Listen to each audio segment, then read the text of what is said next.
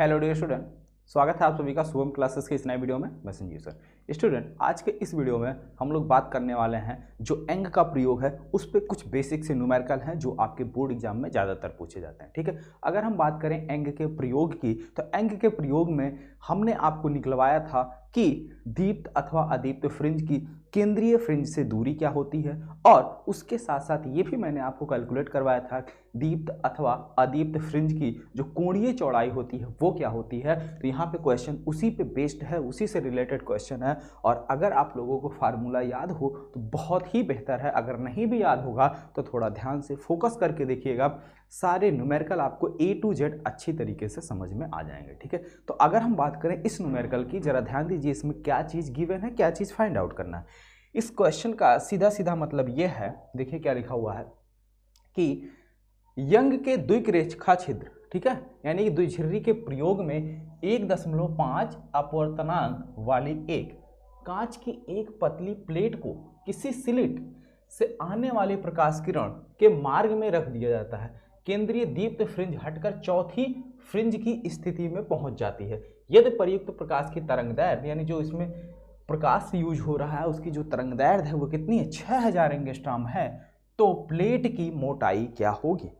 इस क्वेश्चन को थोड़ा सा ऐसे समझिए, हमने आपको बताया था एंग का द्विक स्लिट जो प्रयोग था, यानी कि कुछ इस तरीके से आगे यहाँ पे पर्दा लगा हुआ था। ठीक है, तो इसकी जो मान लेते हैं यहाँ पे ये सेंटर पॉइंट यानी कि O, सेंटर पॉइंट से मान लेते हैं बिंदु P पर जो है कोई आपकी दीप्त फ्रिंज प्राप्त होती है, कोई दीप्त फ्रिंज प्राप्त होती है। ठीक है, लेकिन इसके बीच में जब हम कोई कांच का T मोटाई का, ठीक है, T मोटाई की कोई प्लेट रख देते हैं जिसकी मोटाई कितनी है, T है, और ये है किसकी, कांच की, और जिसका अपवर्तनांक दिया है कितना, 1.5, यानी n की वैल्यू दे रखी है 1.5, तब ये जो दीप्त फ्रिंज है, ये दीप्त फ्रिंज हटकर, मान लो अगर ये पहली वाली दीप्त फ्रिंज प्राप्त हो रही है तो ये पहली से हटकर दूसरी, तीसरी, चौथी, यानी यहाँ पहुँच जाती है। कहाँ पहुँच जाती है, यहाँ पहुँच जाती है। ठीक है, बात समझ में आई, यहाँ पर पहुँच जाती है।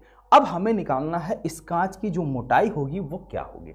हालांकि ये क्वेश्चन जो है नॉर्मल क्वेश्चन से थोड़ा सा डिफरेंट है, तो इसलिए इस पर आपको फोकस थोड़ा ज़्यादा करना होगा, क्योंकि ये क्वेश्चन आपके डायरेक्ट फार्मूले बेस पर नहीं है। बात को समझिए, डायरेक्ट फार्मूले बेस पे ये क्वेश्चन नहीं है, तो फार्मूले बेस पे लाने के लिए हम इसी क्वेश्चन में जो चीज़ें गिवन है उस पर थोड़ा और फोकस करेंगे। अभी हम समझाएंगे कि इसमें की पॉइंट क्या है। देखिए, अगर हम बात करें, माना दीप्त फ्रिंज की चौड़ाई, दीप्त फ्रिंज की चौड़ाई जो है, ठीक है, ये कितनी है, W है।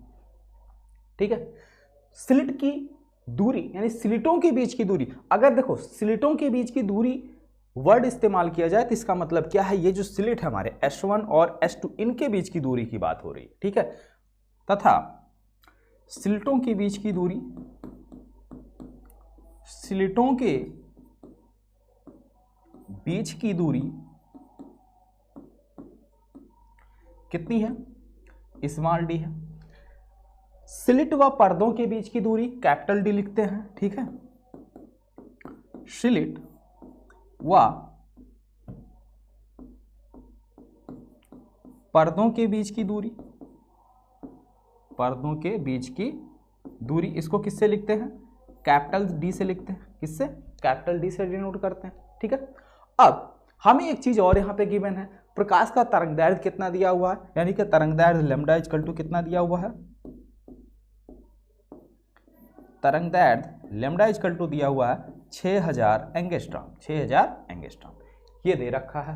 अब तो दीप्त फ्रिंज की जो चौड़ाई का फार्मूला होता है वो क्या हो जाएगा, फार्मूला W इक्वल टू क्या होता है, कैपिटल D इंटू लेमडा और by small d, capital D, ठीक है, into lambda by small d, ये आपका नॉर्मल फार्मूला होता है। अब अगर हम देखें, ठीक है, अगर हम देखें तो सारी चीजें इसमें गिवन है, लेकिन एक कंडीशन ये बोल के जो है काम गड़बड़ कर रहा है कि इसके मार्ग में, ठीक है, इसके मार्ग में T मोटाई का कोई कांच जो है यानी कि 1.5 जिसका अपवर्तनांक है उसको रख देने से ये जो दीप्त फ्रिंज है इसकी फ्रिंज की सिचुएशन यानी कि स्थिति जो है वो बदल जाती है, यानी कि अभी पहले पे प्राप्त हो रही तो अब दूसरे तीसरे चौथे नंबर पर प्राप्त हो जा रही। ठीक है, तो प्रश्न के अनुसार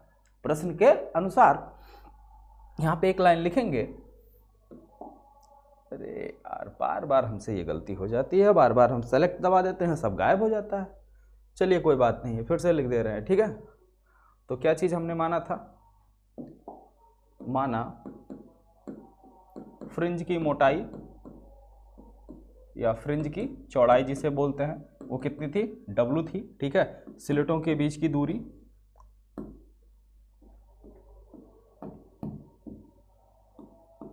नहीं तो आधे लोग बोलेंगे सर जी कहाँ से मान रख रहे हैं, स्लिटों के बीच की दूरी। और ये गलती हमसे पिछले लगभग 2-3 बार से हो रहा है ना, हम बार बार सेलेक्ट दबा देते हैं, ये गायब हो जाता है। स्लिटों के बीच की दूरी क्या माने थे? Small D. पर्दे, स्लिट व पर्दों के बीच की दूरी, स्लिट व पर्दों के बीच की दूरी जो थी वो कैपिटल टी थी। ठीक है, तरंग दैर्घ्य कितना दिया रखा? तरंग दैर्घ्य बोलो, लैम्डा इक्वल टू कितना दिया हुआ? 6000 एंगस्ट्रॉम। ठीक है, फार्मूला क्या होता है? W इक्वल टू फ्रिंज की चौड़ाई capital D into lambda by small D. ठीक है, हमने कहा प्रश्न के अनुसार, प्रश्न क्या कहता है?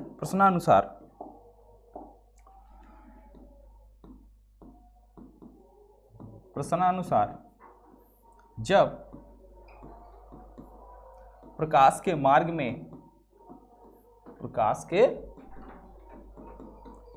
में T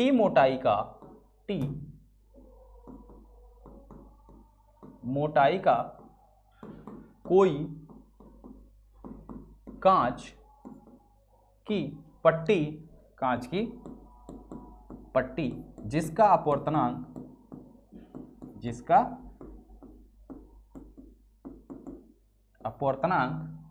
1.5 है को रखने पर दीप्त फ्रिंज का विस्थापन या दीप्त फ्रिंज विस्थापित होकर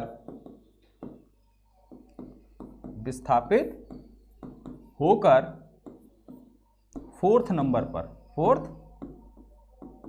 पर पहुंच जाती है।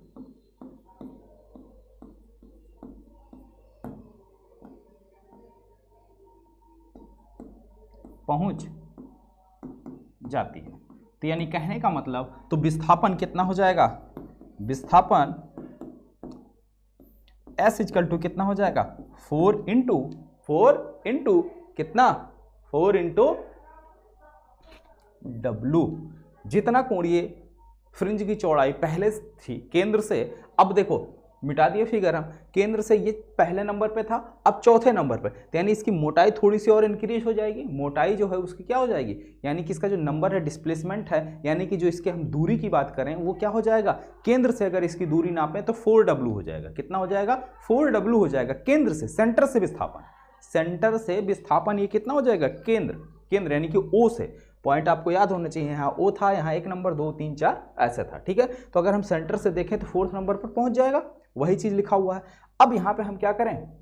W का मान रख दें, तो W का अगर हम मान रखते हैं तो 4 इंटू W का मान कितना है?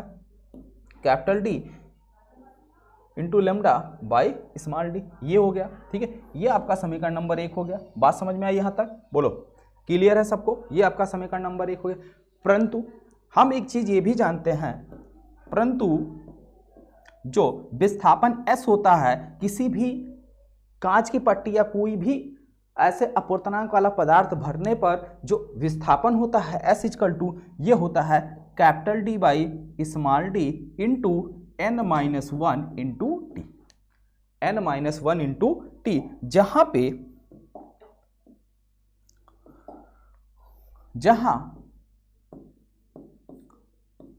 T कांच की मोटाई है, T जो है वो क्या है?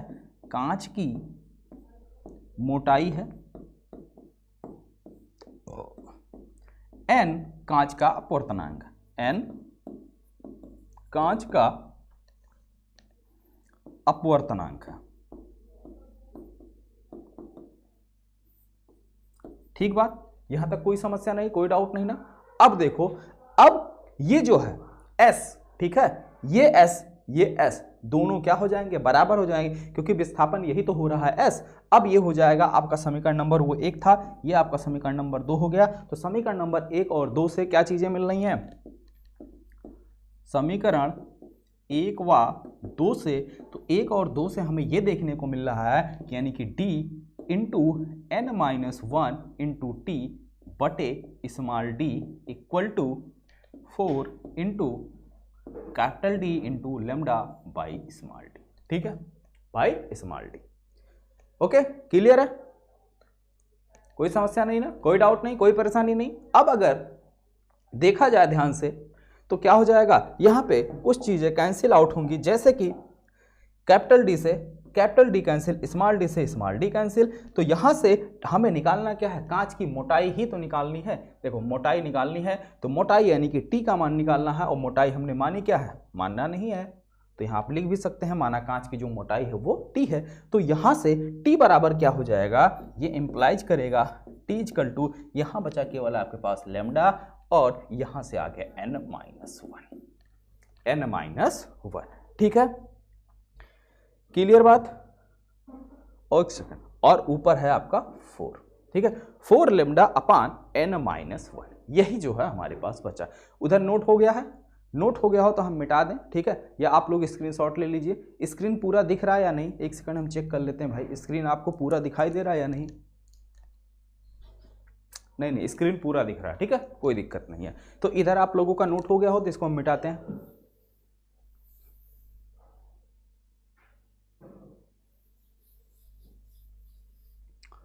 ठीक, तो t equal to 4 into lambda, lambda का मान कितना है, 600 एंगस्ट्राम, एंगस्ट्राम का मतलब होता है 6000 गुणे 10 की पावर -10 मीटर, ठीक है, अपान n-1, n का मान कितना दिया, 1.5 और -1, तो ये t इक्वल टू कितना हो गया, 4 इंटू 6, 1 2 3, 3 पावर यहाँ कम, इंटू 10 की पावर -7 मीटर बटे, यहाँ हो जाएगा 0.5। 0.5 का मतलब होता है 1/2, 0.5 का मतलब होता है 1/2, या दशमलव को हटाने के लिए ऊपर नीचे 10 से कर दो गुणा, तो यहाँ हमने कर दिया गुणे 10, यहाँ भी हमने कर दिया गुणे 10, ठीक है। तो अब ये देखो t इक्वल टू कितना हो जाएगा, तो ये हो जाएगा 4 इंटू 6 इंटू 10 की पावर, यहाँ कुछ नहीं तो पावर 1 माना जाता है, 10 की पावर यहाँ -7, यहाँ +1, तो कितने हो जाएगी, 10 की पावर -6 मीटर, और नीचे आपका आ गया, इसका इससे गुणा करोगे तो यानी कि 0.5 इंटू 10 कितना हो जाएगा, 5, ठीक है। देखो 0.5 गुणे 10 तो करोगे 10 बचे आ गया 50, एक अंक पे दशमलव, एक अंक पे दशमलव, तो सीधे सीधे कितना है 5। अब इससे इसको क्या कर दो, भाग कर दो, ये कितना हो जाएगा 6 चौक 24, तो t इक्वल टू कितना आ जाएगा 24 गुणे 10 की पावर -6 बटे 5 मीटर, या इसी को सॉल्व कर लो तो आएगा, इसको इससे भाग करोगे तो 5 चौक 20 और 5 40 इंटू 10 की पावर -6 मीटर, यही आपका आंसर आ गया। यही जो है आपकी जो कांच है उसकी मोटाई है, ठीक है। क्लियरली सबको समझ में आया, बोलो बेटा, क्लियरली सबको समझ में आया, मीटर, यही जो है आपका आंसर है। जिसको भी नहीं समझ में आया अभी एक बार फिर हम आपको समझा दे रहे हैं, थोड़ा सा ध्यान देके देखिएगा, क्योंकि ये क्वेश्चन जो है अपने आप में थोड़ा सा डिफरेंट क्वेश्चन है, या हम कह सकते हैं इस क्वेश्चन में अपने आप में ये क्वेश्चन काफी दमदार क्वेश्चन है, ठीक है। क्यों, क्योंकि यहाँ पे ये विस्थापन वाला कॉन्सेप्ट डाल के इस क्वेश्चन का लेवल थोड़ा सा बढ़ा दिया गया है। बाकी इसमें कोई दिक्कत नहीं, बाकी सब कुछ इजी है। ये जो आप फार्मूला पढ़े हो, ठीक है, यानी कि ये W का जो फार्मूला होता है, ये W, ये फार्मूला तो आप सबको पता है, ज्यादातर क्वेश्चन इसी फार्मूले पे वेस्ट होते हैं, लेकिन यहाँ पे विस्थापन का कॉन्सेप्ट डाल के क्वेश्चन को थोड़ा सा इंप्रूव किया गया है, लेवल उसका बढ़ाया गया है। चलिए देखिए एक बार फिर से देखिए, जिसको भी नहीं समझ में आया थोड़ा फोकस कीजिएगा। कह रहा है कि एंग के द्विक रेखा छिद्र के प्रयोग में 1.5 अपवर्तनांक वाली कांच की एक पतली प्लेट किसी स्लिट, ठीक है, झिर्रे से आने वाली प्रकाश, यानी कि जो यहाँ हमने स्लिट बनाई थी, देखिए यहाँ बना दे रहे हैं, जैसे मान लीजिए ये आपके पास क्या है, कोई स्लिट है, यहाँ से जो प्रकाश आ रही है इस पर्दे पर, ठीक है, यहाँ से जो प्रकाश जा रही है इस पर्दे पर यानी कि इस पॉइंट P पर, यहाँ पे मान लेते हैं हमको ब्राइट फ्रिंज यानी कि दीप्त फ्रिंज प्राप्त हो रही है। तो अब इसी के बीच में क्या किया जा रहा है, एक कांच की पट्टी रख दी जा रही है जिसकी मोटाई हमें नहीं पता है, T है, मोटाई T है, लेकिन इसका अपवर्तनांक n बराबर दिया 1.5।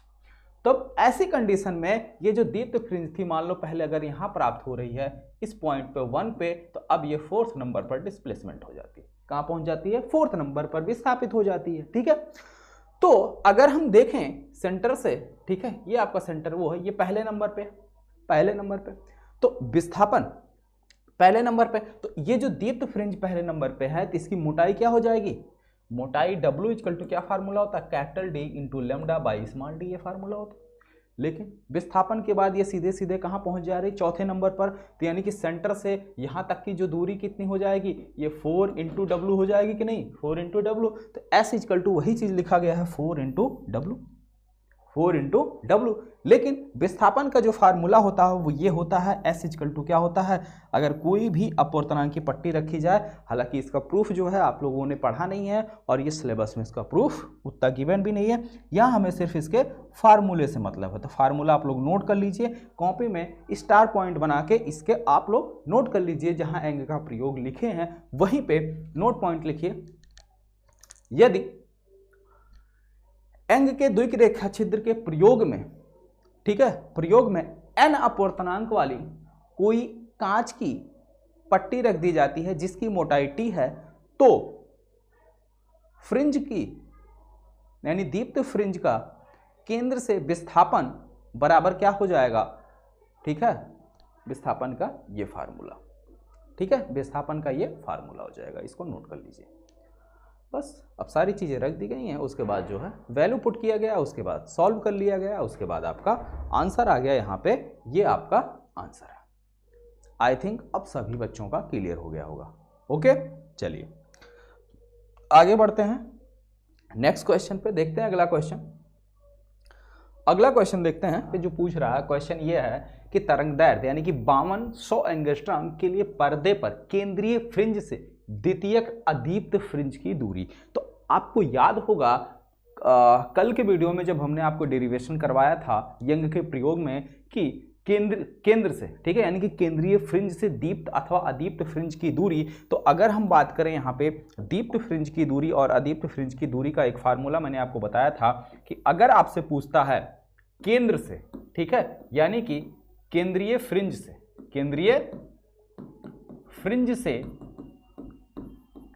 दीप्त फ्रिंज की दूरी, इसका फार्मूला क्या था, मान लेते हैं अगर MUI दीप्त फ्रिंज है, ठीक है, तो XM इक्वल टू क्या था, XM इक्वल टू आपका था M into capital D by small d into lambda, capital D by small d into lambda, ये आपका फार्मूला था, ठीक है, ये आपका फार्मूला था। और यही अगर हम बात करें अदीप्त फ्रिंज के लिए, किसके, अदीप्त फ्रिंज की अगर हम बात करें, किसकी, अदीप्त फ्रिंज की दूरी, मान लेते हैं अगर ये आपकी ये भी XMUI अदीप्त फ्रिंज है, तो इसके लिए फार्मूला था 2m-1 into capital lambda by 2 into capital D by small d, ठीक है, ये आपका फार्मूला था। अब यही चीज इसमें देखिए, बिल्कुल फार्मूले बेस पर क्वेश्चन है, यही चीज आपसे पूछा है कि 5200 एंगस्ट्रॉम तरंगदैर्घ्य के लिए, 5200 एंगस्ट्रॉम तरंगदैर्घ्य के लिए पर्दे पर केंद्रीय फ्रिंज से द्वितीय को जक्ष्टफ्रिंज यानी कि m बराबर 2 रखने पर, तो दूसरे अदीप्त फ्रिंज की दूरी x2 इक्वल टू कितना हो जाएगा, 2 दूनी 4 minus 1 into lambda by 2 into capital D by small d by 2 small d। अब यहाँ पे सवाल ये है, समस्या ये है कि यहाँ पे कैपिटल D और स्मॉल d का मान कहाँ है, कैपिटल D और स्मॉल d का मान कहाँ है। हालांकि कैपिटल D और स्मॉल d का मान क्वेश्चन में दे रखा है, लेकिन टाइपिंग वाले साहब ने क्या किया, एकदम लास्ट में लिखा है, यानी कि इस क्वेश्चन के जस्ट बाद उसका मान दिया है। तो हम यहीं पे आपको बता दे रहे हैं कि जो इसमें कैपिटल D और स्मॉल d का मान दिया है, कैपिटल D का मान जो दिया है वो 120 सेंटीमीटर है। कितना दिया है, कैपिटल D का मान 120 सेंटीमीटर दिया हुआ है, यानी कि ये 1.2 मीटर हो जाएगा। और स्मॉल d का जो मान दिया हुआ है, इसमें कितना दिया हुआ है क्वेश्चन में, 2 mm, ठीक है। तो इसको मीटर में बदलोगे 2 × 10⁻³ मीटर, ठीक है। अब यही वैल्यू उठा के यहाँ पुट कर दीजिए, x2 = कितना आ जाएगा आपके पास 3 × लेमडा, लेमडा का मान दिया है 5200 एंगस्ट्रॉम, 5200 × 10⁻⁻10 इंटू डी का मान है 1.2, ठीक है, 1.2 अपान 2 इंटू इसका मान कितना है डी का मान कितना है 2 × 10⁻³ ठीक है, 10⁻³ अब इसी को कर लेना है सॉल्व, जो आएगा वो आपका आंसर हो जाएगा। तो देखते हैं, 2 दूनी 4 हो जाएगा नीचे, 13 चौका 52, ठीक है। तो यानी कि इससे ये कैंसिल हो जाएगा, 13 आ जाएगा, 13 तिया 39, ठीक है।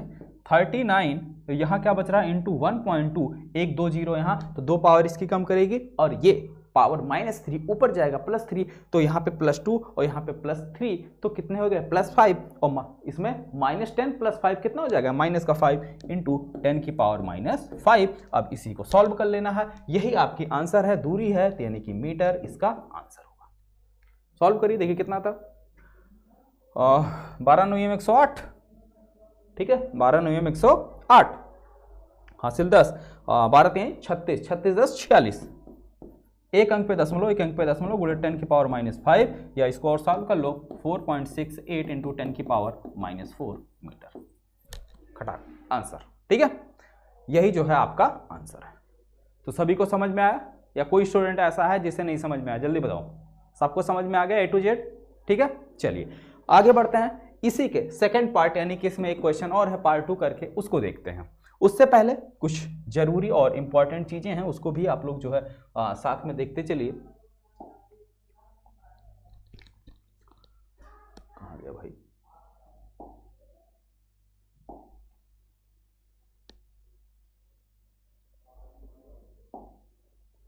पढ़ाई में डाउट, यानी कि अगर आप पढ़ाई कर रहे हैं उसमें अगर आपको कहीं कोई डाउट या कोई समस्या आता है तो उसके लिए करना क्या है, उसके लिए आपके पास है डाउटनेट का ऐप। इस डाउटनेट के ऐप के जरिए जो भी आपका डाउट है, अभी जो भी आपका क्वेश्चन, उसकी फ़ोटो खींचिए, फ़ोटो खींचने के बाद उसको क्रॉप करिए। जैसे ही आप उसको क्रॉप करेंगे तो तुरंत उसका वीडियो सोल्यूशन आपको मिल जाएगा, यानी कि तुरंत पाओ वीडियो सोल्यूशन, ठीक है, तुरंत पाओ वीडियो सोल्यूशन। और आप एक दिन में अनलिमिटेड सवाल पूछ सकते हैं, ऐसा नहीं कि केवल 1 ही 2 क्वेश्चन पूछ के आप रह जाइए, अनलिमिटेड सवाल आप पूछ सकते हैं। और ये सुविधा क्लास 6 से लेके क्लास, ठीक है, 12, साथ साथ IIT JEE नीट और साथ में CBSE यूपी बिहार राजस्थान और अदर स्टेट बोर्ड।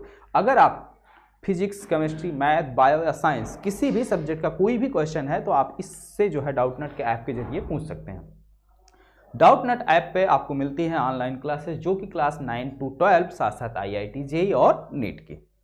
देखिए डाउटनेट के ऐप से कुछ बच्चे जो हैं इनरोल होकर यानी कि अपनी पढ़ाई करके स्टेट टॉपर रह चुके हैं। उन्होंने मार्क्स भी किस तरीके से स्कोर किए, 100% मार्क्स स्कोर किए हैं, जैसा कि यहाँ डिस्प्ले पे आपको दिखाया जा रहा है डाउटनेट के रिकॉर्ड के द्वारा। अब डाउटनेट का जो ये ऐप है ये आपको मिलेगा कहाँ, ये आपको आपके फ़ोन के प्ले स्टोर में मिलेगा। प्ले स्टोर से जो है आप डायरेक्ट डाउटनेट का जो है ऐप है वो डाउनलोड कर सकते हैं। डाउटनेट के टेलीग्राम और व्हाट्सएप ग्रुप से जुड़ने के लिए, ठीक है, नीचे दिए गए डिस्क्रिप्शन बॉक्स के लिंक से आप डायरेक्ट जो है डाउटनेट के टेलीग्राम ग्रुप और उसके व्हाट्सएप ग्रुप से जुड़ सकते हैं, ठीक है। चलिए वापस से आते हैं अपने क्वेश्चन पे, बात करते हैं क्वेश्चन की। अगला क्वेश्चन है कि केंद्रीय उच्चिष्ट से वह न्यूनतम दूरी क्या है जहां पे दोनों तरंगदैर्घ्य से उत्पन्न दीप्त फ्रिंज संपाती हों, ठीक है। फिर से समझिए, यहां पे क्वेश्चन क्या कह रहा है। देखिए हमने कहा था ना कि लास्ट में जो है वैल्यू दे रखा, देखिए सिल्टों के बीच की दूरी कैपिटल डी है और यहीं पे स्मॉल डी का मान सर टाइप करना भूल गए, ठीक है, स्मॉल डी का मान सर टाइप करना भूल गए हैं। कह रहा है कि केंद्रीय उच्चिष्ट से वह न्यूनतम दूरी क्या है जहां पे दोनों उत्पन्न दीप्त फ्रिंजे संपाती होगी। तो मान लेते हैं पहली दीप्त फ्रिंज M1 पर उत्पन्न हो रही है और दूसरी दीप्त फ्रिंज M2 पर उत्पन्न हो रही है। तो माना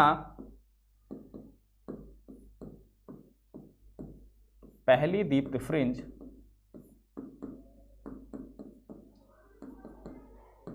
M1 पर उत्पन्न हो रही है, M1 पर उत्पन्न होती है, तब इसकी दूरी क्या हो जाएगी xm1 = M1 into capital D m1 lambda into capital D by small D. ठीक है, ये आपका समीकरण नंबर 1। दूसरा, मान लेते हैं, माना दूसरी दीप्त फ्रिंज m2 पर उत्पन्न होती है। कहाँ उत्पन्न होती है? m2 पर उत्पन्न होती है। तो ये xm2 बराबर क्या हो जाएगा?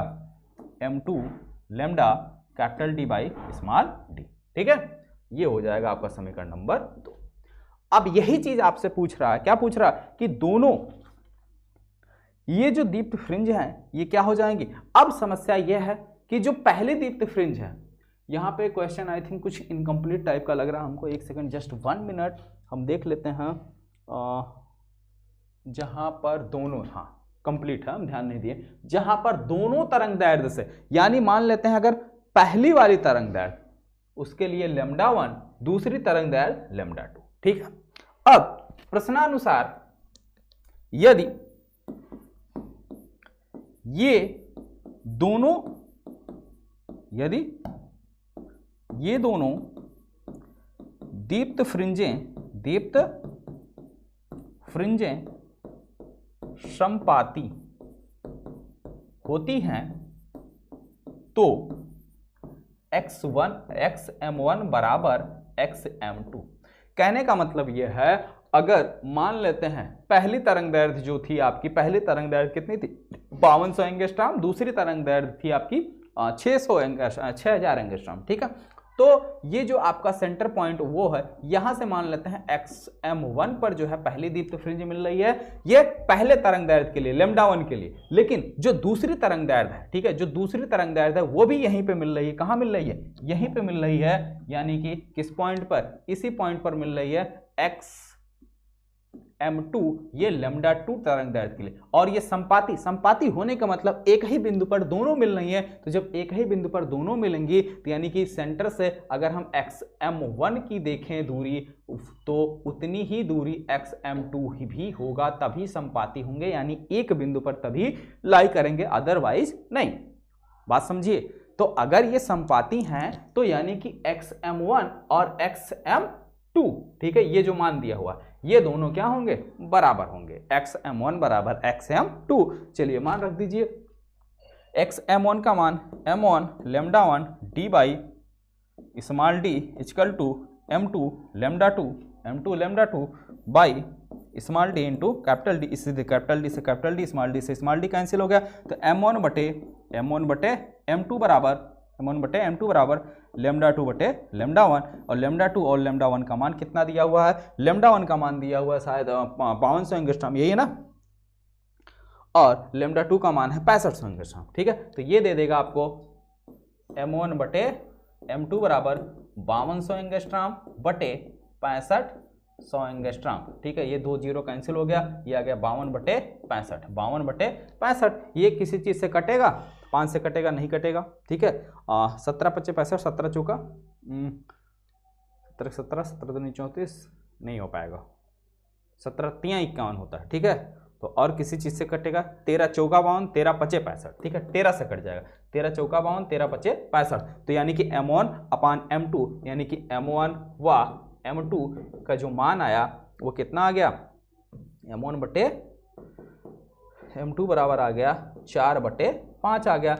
अब इससे ये रिजल्ट मिलता है कि जो एमओई दीप्त फ्रिंज है, यानी कि जो 5200 एंगस्ट्रॉम के लिए तरंग दैर्ध्य है, इसकी चौथी और जो 6500 एंगस्ट्रॉम तरंग दैर्ध्य की है, इसकी 5वीं दीप्त फ्रिंज एक ही बिंदु पर लाई करेंगे। ठीक है, तो यानी कि 5200 एंगस्ट्रॉम की चौथी फ्रिंज और 6500 एंगस्ट्रॉम की 5वीं फ्रिंज एक दूसरे से संपाती होंगी। यही इस क्वेश्चन का आंसर है, या आप यहां पे भी छोड़ सकते हैं, कोई दिक्कत नहीं है। ठीक है, अब और कुछ पूछा इसमें?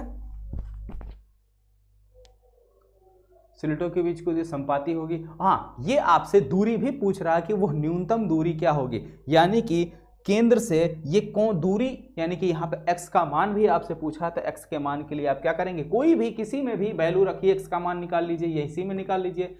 x इक्वल टू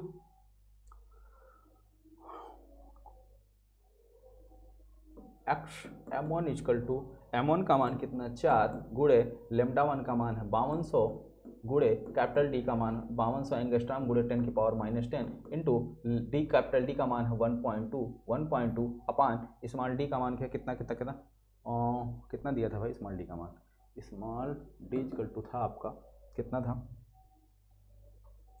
2 mm, कितना था 2 mm, तो 2 mm यानी कि 2 गुणे 10⁻³ मीटर। इसी को सॉल्व कर लीजिए, जो आएगा वो आपका आंसर हो जाएगा। ठीक है, यहाँ तक कोई समस्या नहीं ना। अब जो इसको सॉल्व कर लीजिए, जो आएगा वही आपका आंसर हो जाएगा। तो यानी कि केंद्र से उच्चिष्ट की यही न्यूनतम दूरी हो गई। ठीक है, क्लियर है यहाँ तक?